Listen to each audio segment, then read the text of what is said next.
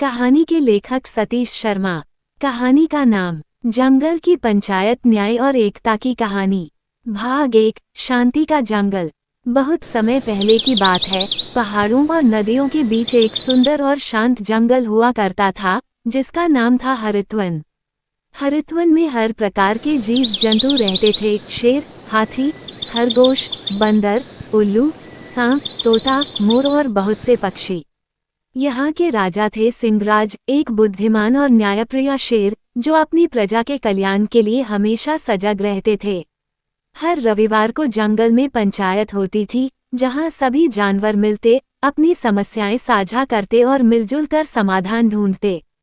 इस पंचायत की अध्यक्षता सिंहराज करते थे और अन्य प्रमुख सदस्य थे उल्लू चतुरनाथ सलाहकार, हाथी बुढ़ेराम, वयोवृद्ध बंदर झपाझप मनोरंजन और व्यवस्था, और मोर सुरमाला संदेशवाहक।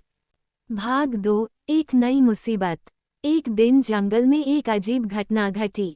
बकरी की बच्ची मीना अचानक गायब हो गई।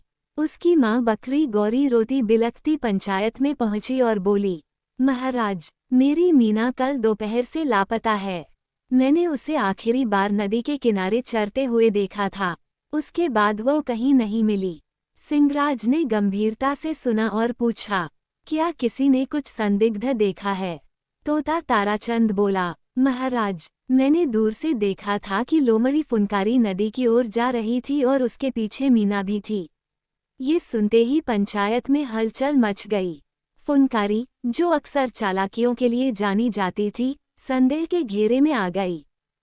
भाग 3, फुनकारी पर आरोप। सिंहराज ने तुरंत फुनकारी को बुलवाया। वह आई तो पंचायत में हर कोई उसे शक की निगाह से देख रहा था। सिंहराज ने गंभीर स्वर में पूछा, फुनकारी, क्या तुम कल नदी किनारे गई थीं? फुनकारी ने सिर झुकाकर जवाब दिया, जी महाराज, मैं गई थी, लेकिन मैंने मीना को नहीं देखा। मैं सिर्फ पानी पीने गई थी। बंदर झपाझप बोला, अरे, हम सब जानते हैं कि तुम कितनी चालाक हो। मीना को तुम ही ले गई होंगी।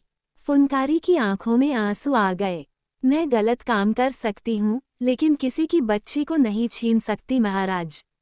मैं निर्दोष हूँ। अब पंचायत 2 भागों में बंटने लगी। एक पक्ष फुनकारी को दोषी मान रहा था और दूसरा उसके पक्ष में खड़ा हो गया। भाग 4, जंगल में विभाजन। जंगल के जानवरों में तनाव बढ़ गया। हिरण, खरगोश और मोर फुनकारी को निर्दोष मानते थे, जबकि भालू, सियार और बंदर उसे दोषी मान रहे थे। पंचायत की एकता टूटने लगी। हर कोई एक दूसरे से बहस करने लगा। जंगल का शांति संविधान टूटने लगा था।